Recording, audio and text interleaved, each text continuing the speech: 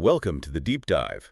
Get ready to plunge headfirst into the incredible, sometimes bizarre and always fascinating world of words. It really is amazing territory. We've got a stack of sources here, centered around a wonderful book that, well, it went hunting for the unusual words and expressions that exist in languages other than English. Mm-hmm.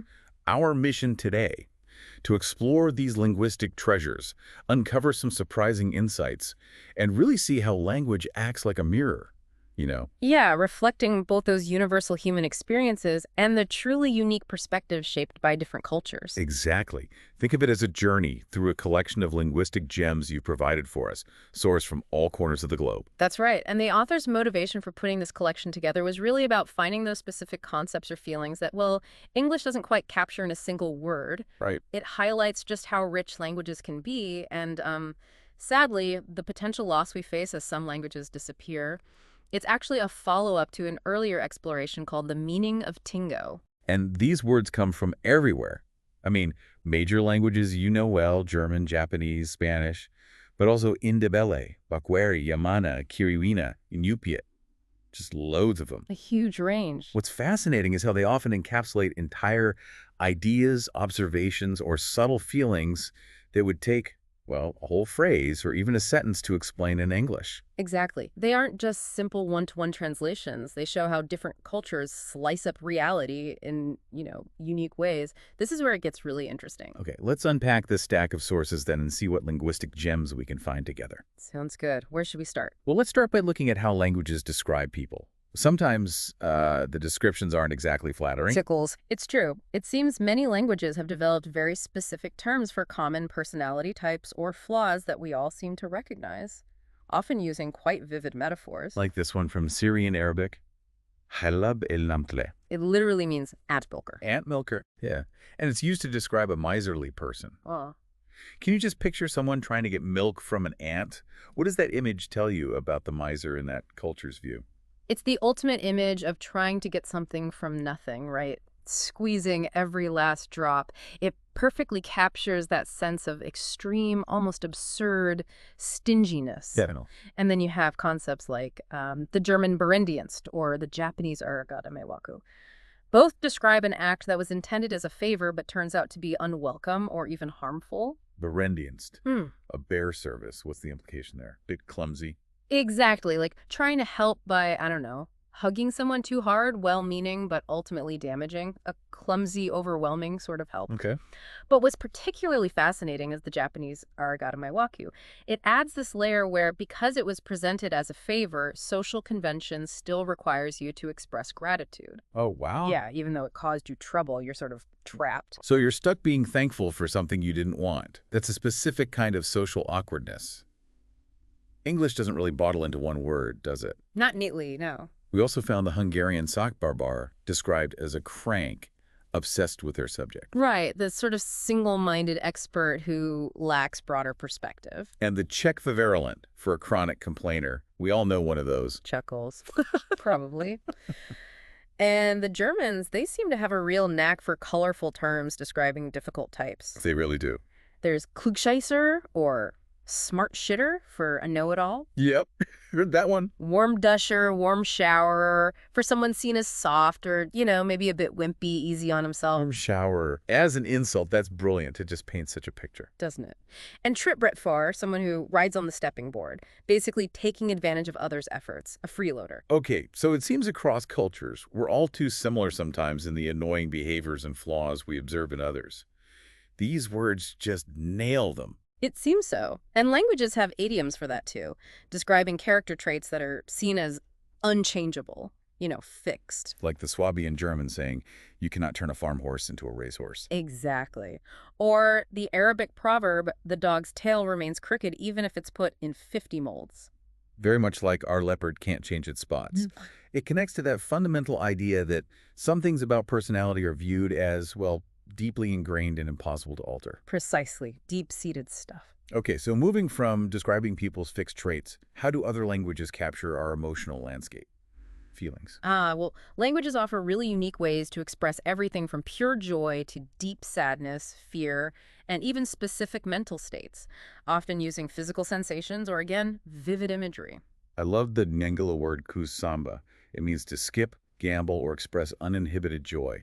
Just pure physical happiness. That sounds wonderful, like pure release. And the Lavali word sungumuka, for that specific, often fleeting pleasure you get from something novel or new, the joy of novelty. That short burst of excitement.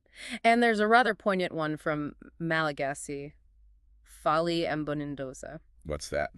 It's delight before the danger has passed, sort of premature joy or relief. Think about that feeling of celebrating before you're truly in the clear. Oh, that's so specific and relatable. That little flutter of, maybe it's okay now, even when it isn't. Exactly. On the flip side, for sadness, Danish says at very equal Kelderen, to be in the coal cellar. Down in the dark and cold.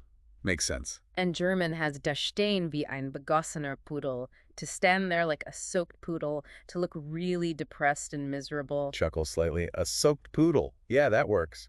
Such strong visual metaphors for feeling downcast. They really are. And fear and worry also get this vivid treatment. Yes, the Chinese Bikung She Ingam. It means seeing the reflection of a bow in a cup and thinking it's a snake. Ah, perfect for worrying about things that aren't actually there, seeing threats where there are none. Exactly. And Inupiat has Kwakwa Blabnaktuk. That's a mouthful. It is. But it describes that specific tension you feel because of impending unpleasantness. It's not fear during the event, but that tense anticipation, that knot in your stomach beforehand. Wow, that sense of dread before something bad happens. It seems like languages give names to very, very precise points on the emotional spectrum. Doesn't it? Indeed. These examples really show how physical sensations or strong imagery are used to articulate these intense internal feelings in ways English doesn't always do in just a single word. So how about love and relationships? Yeah. That's an even more complex area, right? Full of nuance. Absolutely. And languages have words that delve into the specific nuances of attraction, connection, commitment, often with surprising detail and sometimes, well, a bit of humor or bluntness. Like the Japanese koi no yokan.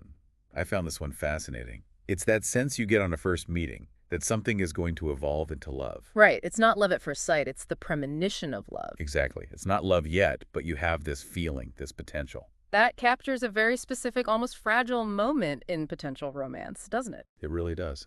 And languages also describe, well, less ideal aspects. Tagalog has leogenic, Pleiogenic. for someone good-looking from afar, but, well, not so much up close. Chuckles. I think we've all encountered a leogenic person, maybe? Maybe. And Japanese apparently doubles down on that with daburu bikuri, double shock. Double shock. Oh, dear. Yeah, for a woman who looks attractive approaching, but causes a second shock of disappointment when she gets closer. Ouch. That's harsh. These terms highlight the importance placed on appearance in certain initial judgments, I suppose. Seems so. And for less than ideal partners, Indonesian has boya darat, a land crocodile. A land crocodile for a man who fakes faithfulness but sees multiple women. That's a fantastic insult, isn't it? A predator out of its natural element, pretending to be something it's not. It really is. It seems like many languages are well equipped to describe deceptive or disappointing romantic behavior. There's also the Japanese okuriokami, the see you home wolf. Oh no, what's that? A man who pretends to be thoughtful, offering to see a girl home, but actually has ulterior predatory motives. That's chillingly specific. It is. And German has Fenstürm, the act of climbing a ladder to a woman's window, usually to bypass parents or chaperones. A specific courting ritual, or maybe just sneaking in? Chuckles, very direct approach. And then there's the Dutch Koetswoigers. Ah, yes. That translates rather bluntly. It refers to two or more men who have slept with the same woman. Not necessarily friends, just linked by that experience. Okay. And German also gives us Die Bettgeschichte, bedtime story, for a one-night stand. A rather dismissive term, maybe. And das Bratkartoffelverhältnis, the home fries affair. Home fries affair. Yeah, it describes someone, usually a woman, who provides cooking and cleaning in exchange for occasional affection, but without real commitment. Like getting home fries, but not the whole meal. Wow. These are incredibly specific ways cultures categorize relationships and the behaviors within them, from the initial spark to, well, all the ways things can go wrong or get complicated. It's remarkable, isn't it?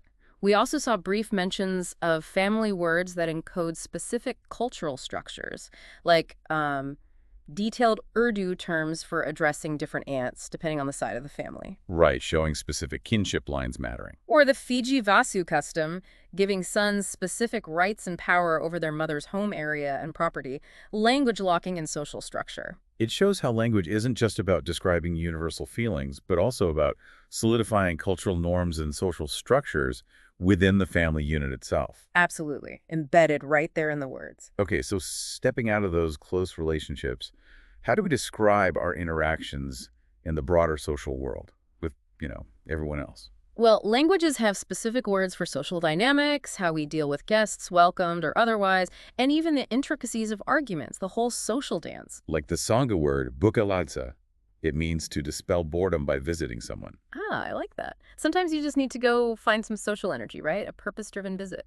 Exactly. Or the German Klatschbase, a whacking ant, apparently, for a person who gossips a lot. Chuckles. The image of a busybody ant seems pretty universal. That busy, maybe slightly intrusive energy.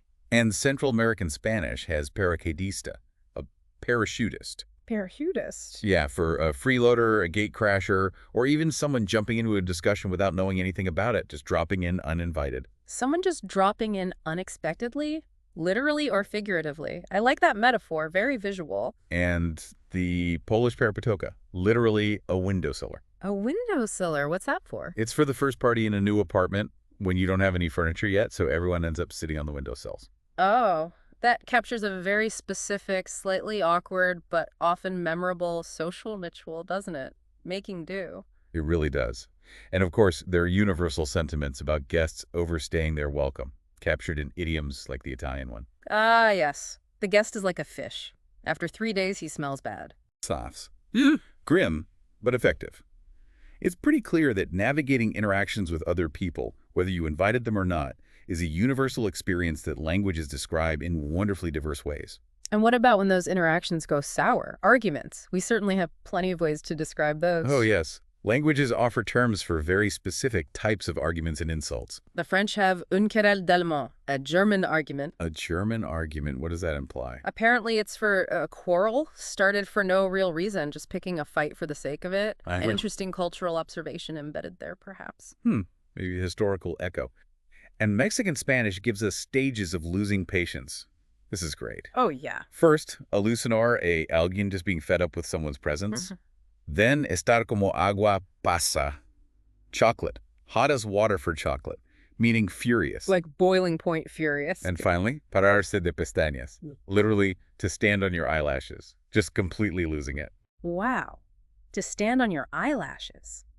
Those build intensity beautifully, using vivid, even sort of violent imagery to describe escalating anger. They really do. In contrast, Japanese has a more indirect approach to insults, like baka, meaning fool. Right, not just calling someone a fool directly. No, it apparently comes from combining the words for horse and deer. The implication is that only someone really foolish couldn't tell the difference between such distinct animals. Ah, so it's less about saying you're stupid and more about implying it through a lack of basic perception. That's quite subtle. Very subtle compared to, say, the direct German insult, you are as dumb as bread. Chuckles. Yeah. Or the Portuguese, go to the fava bean.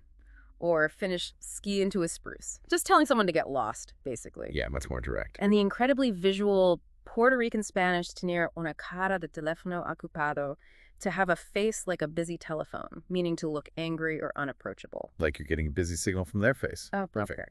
Exactly. These examples showcase the varying cultural approaches, don't they? From subtle implication and visual metaphor to direct, even humorous expression when things get heated. Definitely. Okay, let's shift gears a bit, maybe to the more physical and mundane aspects of life. Yeah. How do languages describe our bodies and everyday actions? Even seemingly simple things like body parts, physical traits, or how we sit and move can have very specific terms, often revealing cultural observations or priorities. Like the Sangha word sitsavatsava. It's for the involuntary twitching of an eyelid or eyebrow. Huh. Such a small detail, but it gets its own name. Interesting. It does. Or the Malay rabun ayam. It means poor eyesight. Specifically at sunset, they call it chicken blindness. Ah, tied to a specific time of day and an animal observation. Makes sense. Appearance is another common focus. Tagalog has atapil for flat-nosed. And I love the Scots word bapnose. Apparently it's for a nose threatening to meet the chin. Okay, that's a descriptor that leaves absolutely no room for It's ambiguity. not at all. And modern life has generated terms too, like the German Arschgeweih for a symmetrical lower back tattoo. Literally, ass antlers. Ass antlers. Oh my. Or the rather blunt Lebestoter, love killer, for unattractive underwear. Love killer. That's just fantastically direct. It really gets the point across. Doesn't mince words. And more décolleté, bricklayer's cleavage, for, well, showing the upper part of your backside when you bend over. Chuckles. German seems particularly adept at naming these physical quirks. It certainly provides some colorful examples. Japanese also has observations about professional appearance, like rikurokato, a recruit cut. A recruit cut. Yeah, a short, neat haircut meant to impress potential employers during the recruitment process. A very specific social context. Or nito ona for a career woman who supposedly only wears knitted tops because she has no time to iron blouses. Wow, that's quite a judgment embedded in a word. It is. It's quite funny, though, how these specific physical traits or fashion choices resonate enough within a culture to get their own unique names. It really is. Okay, what about just how we sit and move? Are there many ways to describe just cheating? Seems simple. Surprisingly, yes. There are very specific descriptions for these basic actions, often linked to the context or the feeling associated with the posture. The Yamana people of Tierra del Fuego, their language apparently had several ways to describe sitting. Like what? Like Upanishad, which means sitting down at the feet of someone specifically to listen to their words. Sitting to listen gets its own word. Yeah. That's insightful. Shows the importance of listening. Yes, or kupas aiwamutu, to sit envying someone. It's not just the physical act, but the emotional state or purpose embedded in the word itself. That's incredible detail. Isn't it? And for those who don't move much, the Mamoy people of Zambia have susilwa, meaning all smoked up, for a man who never leaves his hut. All smoked up from just sitting there by the fire, presumably. That's like the German Stubenhocker, or room sitter. Exactly. Or the Sinhala Kupa Monduka, a frog in a well, for someone ignorant of the world because they never leave home. These words turn simple postures or habits into metaphors for broader characteristics like curiosity, worldliness, or the lack thereof. Right. Okay, what about when people do leave home? Travel. Cool. Languages capture different motivations and experiences related to travel, from very practical distances to the psychological reasons for taking a trip. Like the very practical Finnish word, poronkusima. Yeah. Literally, reindeer's piss. Chuckles. Okay. What does that mean? It's the distance a reindeer can supposedly travel without needing a comfort break, about 5 kilometers apparently. A very specific nature-based unit of measurement. That grounds travel in a very practical environmental reality. Yep. Very Finnish, perhaps. Or the Japanese tanbagari dragonfly's return. Dragonfly's return. For a business trip where you go and come back the same day. Like a dragonfly darting out and back quickly. Ah, a trip that just loops back. That resonates with the feeling of a quick, maybe tiring journey. And for the desire to travel simply because you're bored or need a change, German has Tapetenwechsel. Which means? Literally, change the wallpaper. It suggests travel as a way to refresh your environment, your perspective. Changing the scenery to change your mood. That makes perfect sense. And Japanese also has karashucho.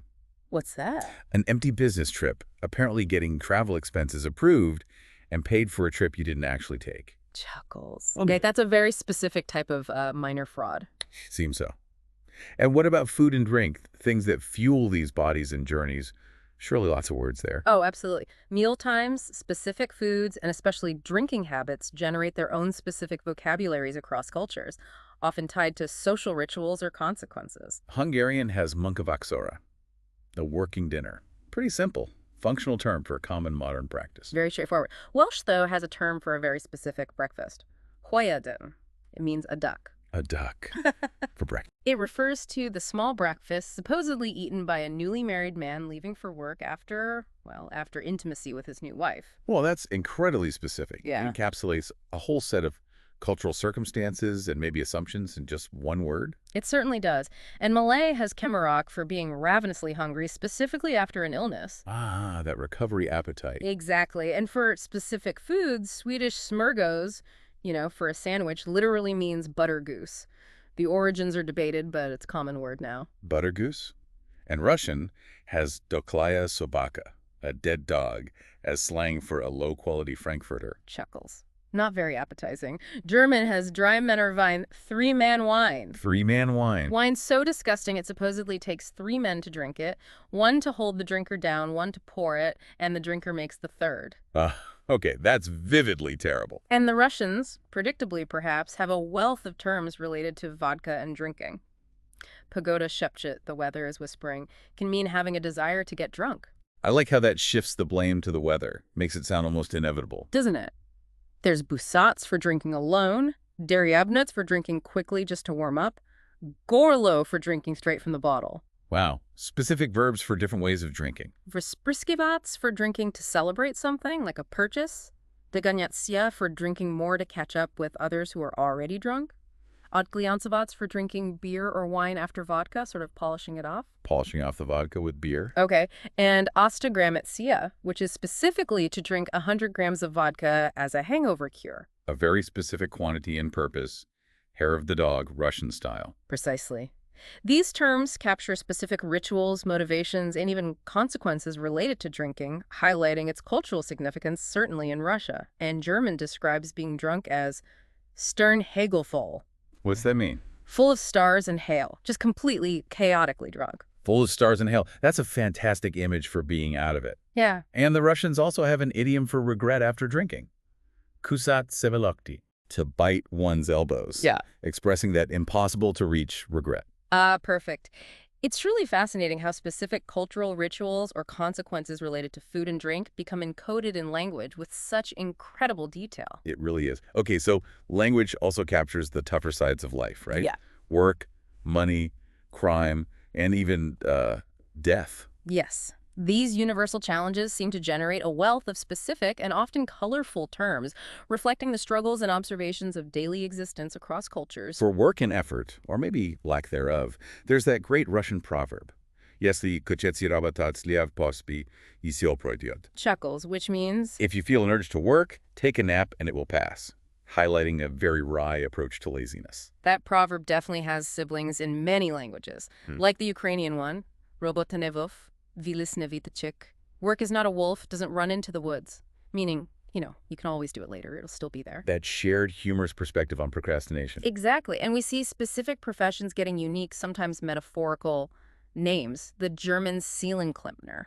Soul plumber. Yeah, a soul plumber for a psychiatrist or therapist. It gives the mental health professional a very practical, maybe slightly down-to-earth, hands-on image, fixing the pipes of the soul. I like that. And the Colombian Spanish profesores, taximetros, taxicab professors. Taxicab professors. So part-time university professors rushing between multiple teaching jobs at different institutions. The image of them driving like taxis captures the frantic reality of that kind of academic work. You can just picture them rushing from one campus to another. That's very evocative. But it's not all about avoiding work or specific jobs. Finnish has sisu. Sisu, yes. That's a powerful concept.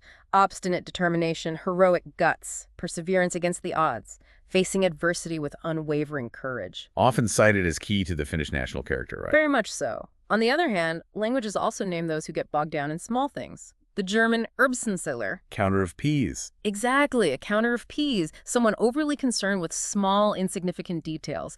A nitpicker. And the Finnish pilkunnusia apparently translates as comma fucker. Chuckles, yes. An extremely precise, maybe infuriatingly so, pedant. Very blunt. Those are incredibly descriptive. They show both an admiration for determined effort like Sisu and a wry sense of humor, or perhaps frustration with different approaches to tasks and diligence. The whole spectrum. Right. Now, money, the root of all evil, some say, or sometimes the essential solution.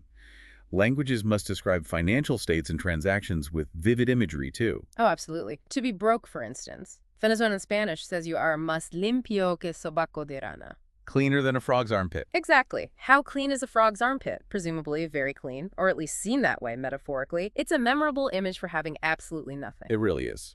And German uses auf den Hund kommen to get to the dog. To the dog. Apparently, it references the practice of painting a dog on the bottom of old money chests. If you saw the dog, the chest was empty. So it tells a story about financial ruin. That adds historical context to the phrase.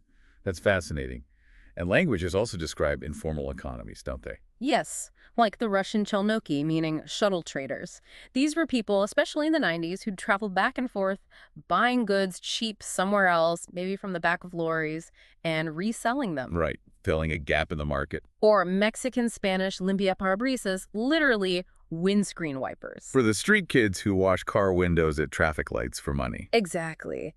These terms name specific roles that emerge in certain economic realities, often with simple, literal descriptions based on their actions. Makes sense. And the Kiriwina-Kula system from the Trobriand Islands is a particularly fascinating example from the sources. It describes this complex, ritualized exchange. Oh yeah, I read about that. Trading red shell necklaces clockwise and white shell bracelets anti-clockwise. Exactly, over hundreds of miles between different islands. It sounds less like a simple transaction and more like a complex cultural and social practice. Yeah, it's not just about the objects, is it? No, it's about building relationships, status, prestige, and trust, not just acquiring goods. It shows how exchange can be deeply ritualized and embedded in social life, far beyond just simple buying and selling. And Italian has faire orecchi da mercante, to have a merchant's ears, Meaning? to pretend not to hear or understand something, especially when it might cost you money or involve an obligation. Selective hearing. The shrewdness, maybe slightly cynical view of the merchant. Okay. And crime. Do languages have specific terms for the criminal underworld or the people involved? They do. We see descriptions of types of thieves, criminal methods, and even specific terms for police roles, often with a very local, sometimes humorous flavor. Like the Japanese police nicknames. Yes, gokiburi, meaning cockroaches, for motorcycle police. Cockroaches, why? Apparently because they can follow criminals anywhere, into narrow alleys, suggesting they're persistent and hard to get rid of. Okay, that makes a certain kind of sense. Or kazaguruma, windmill, for an officer circling around observing, and daikon magani. Radish with glasses. Yeah, radish with glasses, for a naive, perhaps easily fooled young officer. Chuckles. Radish with glasses implies someone a bit bland, maybe green, despite the official uniform. It's interesting to see how specific roles or characteristics within the police force are given these descriptive and often humorous names. Suggests a certain public perception, maybe? Seems likely. Okay, finally, the ultimate challenges. Sickness and death. How does language handle these? Well, these are absolutely universal experiences, of course, and cultures grapple with them through language with a mix of stark practicality, rich metaphor, and specific cultural ritual. Like the Sinhala word urdhvaswasa. It's for the rattling sound in the throat just before death. A very practical, almost clinical description. Very direct. In contrast, the Bakweri people of Cameroon use sisoa, which means a comb. A comb for death. It's used specifically for making deathbed statements about how property should be divided. The comb might symbolize arranging affairs, smoothing things out before the end. That's a powerful metaphor for putting things in order, straightening things out. Isn't it? And there's a remarkable variety of ways to say kicking the bucket, as we'd put it. Danish says put aside the clogs. Putting aside your working shoes. Okay. Czech says bang together a pair of slippers. German says bite into the grass. And Spanish can say go to the courtyard of the hushed. Go to the courtyard of the hushed. That's quite poetic and evocative, isn't it? It really is. And Malay has leper, to die specifically through suffocation in mud, a very environment-specific way of dying. Right. And Cheyenne has ahanoseote, to die from carrying too heavy a load. Again, specific to circumstance. Korean has a distinct term, chengza, for love suicide or double suicide, highlighting a tragic, romantic, or perhaps desperate concept culturally recognized. That's heavy. And Momway describes foi impolesa, to die abandoned and completely alone, a particularly sad fate given its own specific name. The fear of dying alone captured. These words encapsulate not just the physical end, but the circumstances or the feelings surrounding death, and often the rituals too, like the German Leichenschmaus. The corpse banquet. Yeah, the meal held after the funeral, a very direct term for that gathering. And Songa has rahilo, casting a spell by putting medicines on the grave of someone believed to have been killed by witchcraft to avenge them. Specific ritual action. And even our euphemism, pushing up daisies, has parallels. French might say fattening the maggots or eating dandelions by the roots. Or German looking at the radishes from below. Very earthy, direct imagery. It highlights how different cultures grapple with this inevitability, often using vivid, practical, sometimes grimly humorous imagery. The sheer variety is astounding. Definitely. Okay, let's touch briefly on how languages describe phenomena beyond direct human control. Things like nature, weather, the spiritual world. Right. Even seemingly simple concepts like weather or complex ones like the afterlife have specific linguistic forms that capture cultural observations or beliefs. It shows humanity's relationship with the world around us and maybe beyond us. Like the Dutch pespokkenweer. Apparently means dirty, rotten weather. Chuckles. Leaves no doubt about how they feel. Very expressive. Or the Scottish word boel. It's an opening in the clouds that shows fine weather is coming. Ah, a specific hopeful observation tied to a typically variable climate, a little patch of blue. Exactly. German has Postkartenwetter, postcard weather. Meaning? Weather that seems too perfect, too beautiful to be real, like it belongs on a postcard. Postcard weather. So perfect it feels almost artificial. I like that. And Scots also has summer bleeze or summer maws for that shimmering heat haze you see on hot days. Oh, that specific visual distortion. And Dutch has wadlopen. Which is? Walking, specifically sloshing through the sea mud of the Wadden Sea at low tide. A unique activity gets a unique verb. Right, tied to a specific landscape. And animals, they must show up frequently in language beyond just their names. Oh, yes, animals feature prominently. They often inspire specific verbs for their actions or nouns, describing them in relation to human life or observations. Like the Malagasy word manatsona. It means to smell or sniff before entering a house, specifically like a dog does. Ah, so it gives a human action a dog-like name based on observation. Seems so. Or the Yamana Quiyuela, to bite and leave, as a dog does with an animal it knows it can't kill outright. Wow, that captures a specific behavior of strategic engagement and retreat. Very precise observation of animal behavior. And cats, too. French slang, lapin de gouttière, roof gutter rabbit for a cat. It chuckles. A rabbit that lives on roofs.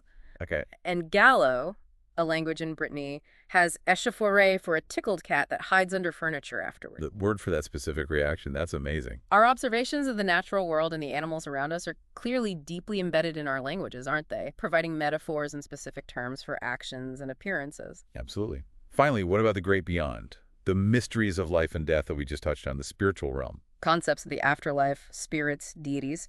They're captured in diverse linguistic forms, reflecting varied beliefs, rituals, and ways of understanding existence. Sanskrit has gatagati, meaning going and coming. For dying and being born again, reincarnation, a very direct description of the cycle. And Dakota has Deya, the feeling or knowledge of having been acquainted with someone in a former state of existence. Déjà vu, but for people from past lives. That's fascinating. Naming that specific uncanny feeling of prior connection. Luvale has Zangu, a specific dance to immunize an adulterous woman against the spirit of her dead husband. Wow, ritual and belief encoded right there. And the Karna war language from Australia has specific words like hingar for the actual call of a dead person and kunyo for the voice of the dead, distinguishing the sound itself. These are distinct terms for specific manifestations of the departed. Incredible specificity. Japanese has harikuyo, which is a memorial service, a shrine for broken sewing needles. For needles, why? Out of respect for the tools that serve us throughout our life, it sort of elevates a mundane object to something worthy of ritual and respect. Animism, almost. That's beautiful, actually, and descriptions of deities like the Yoruba name for God, Olumunran. Meaning one who understands people's problems. It names a divine attribute that is particularly relevant and perhaps comforting to human needs. Right, focusing on empathy from the divine. And language also helps us articulate impossibility or extreme rarity, sometimes with metaphor or humor, like the Hungarian when it's snowing red snowflakes. Or the Spanish when frogs grow hair, things that will just never happen. Exactly. They use these fantastical natural images to describe things that are simply impossible. These examples show how language helps us frame the unknown, the spiritual, the impossible, sometimes with stark practicality and other times with rich metaphor or deep cultural belief. Wow, what a journey through the world's words. We've really seen how languages have these unique ways to describe everything from a tickled cat hiding under the sofa to the feeling of immense joy before the danger is completely past. These words are like little linguistic windows, aren't they? They remind us that while English is, a powerful tool, it's just one way of categorizing and describing reality. Other languages offer different insights, different ways of noticing and naming the world and the people in it. We've explored how language captures fundamental human nature. The good, the bad, the annoying, social quirks, physical experiences, life's challenges, and even the mysteries that lie beyond. It's clear that across cultures, people are observing very similar things: laziness, joy, specific annoyances, you name it. but describing them in wonderfully diverse and creative ways. And as you noted, sometimes those descriptions are incredibly specific, pointing to cultural practices, environmental details, or historical experiences that have uniquely shaped that language. They really highlight what a culture values, fears, or simply pays close attention to. So what does this all mean for you, the listener, then?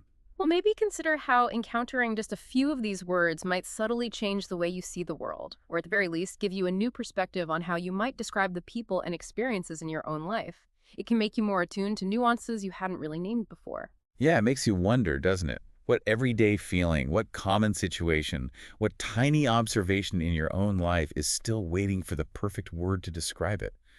Maybe that word already exists somewhere out there in another language, just waiting for you to discover it. Or maybe it's a concept so unique to your experience or our modern times, it's waiting for you or someone to invent the word yourself.